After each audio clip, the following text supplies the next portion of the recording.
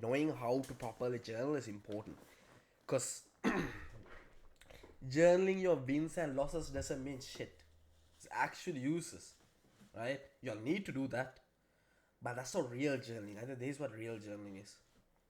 Real journaling is taking a look at the whole day and just journaling the whole day, right? Just your journaling price action, right? So on a day like this, right, first thing for me to look at is Asia session and whether we are bullish or bearish for the day. Wait, the first thing is you need a title for that day, right? For every day you're gonna journal, you'll always have a title for that day. It could be any title, right? The title is the the trade that you could have caught the daily range. That's the title. So it could have been a London reversal. It could have been a 3 a.m. model. It could have been a 9 a.m. model. It could have been 10 a.m. silver bullet, right? It could be 8:30 news, right? News driver low of day, right? It could be any of this, right? It's about you having a title for that day.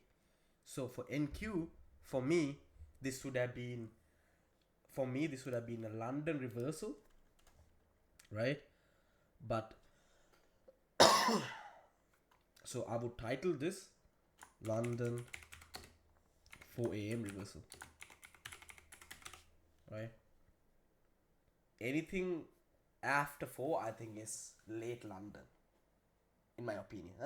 5 a.m. is late London, but 3 a.m. is proper 3. If 3 a.m. is low of day, that's proper low of day, like for London reversal. That's what I think, right? So the price level is perfect as well, right? But we didn't have a double sweep here, which is fine. And when you don't have a double sweep, right, this is where I would enter. As soon as this got inversed, right, I would have entered somewhere in here, maybe probably 8:30 news, right? But this, like I said before, you need a title for the day. London was 4 a.m. reversal, right? London 4 a.m. reversal, and you mark out the Asia session. Asia started from here to midnight, right? And what did London do? London open load, tapped into this. I'm not gonna mark out the London session. I only mark out the Asia session, by the way. And this was your London reversal. I would mark that out. It was 4 a.m. I'll actually write that down as well, and I'll just write it. I would just write it here like this: 4 a.m. And then on notes, like on the Notion, I would say, I could have entered here. I could have entered here. There was a sweep here. There was a double sweep here. There was a FEG tap here. There was a breaker tap here. Or on the notes, I would make this clean, right? And it would just keep on pumping. And then this was the reversal, and I would also mark out every continuation. So 8:30 was continuation, 9:30 was not, but 9:35 was continuation again, and 10:05. This is 10:05, but this is a 10 a.m. Continuation, right? So the 10 a.m. hourly candle was a continuation as well, right? And also I would mark out that this week was a super bullish week. These are all in the notes, right? The super bullish week, we had a Sunday open gap, and the past 3 weeks we have been doing this. So I anticipated this, and it worked out perfectly, right? So that's how I would journal this day, right? So it would be a London 4 a.m. reversal. So the title of this day is a classic by London 4 a.m. reversal. Right, that's important as well.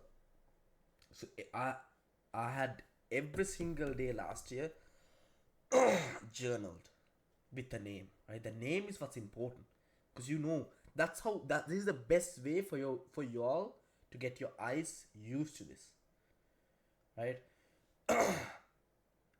This is why when I see it, I know, oh shit, I've seen this so many times, right? Because my eyes are used to this. Yes, I've been trading for a really long time too, but just looking at price like this, you if y'all are lazy, right?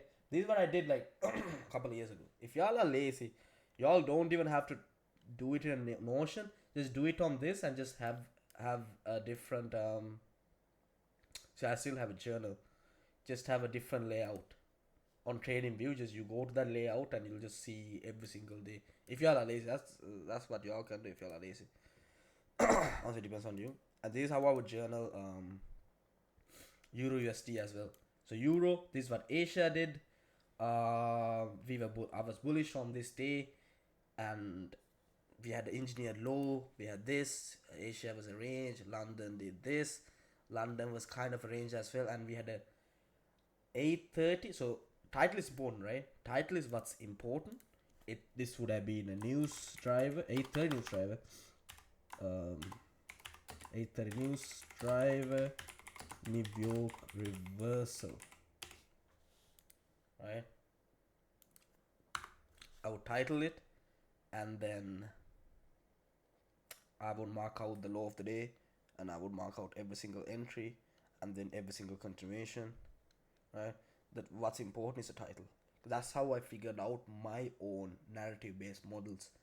This is why my narrative based models would know you. This is why I've never recorded any of these, because I don't want these to get leaked. Right? If you journal like this, bro, you start seeing things really well.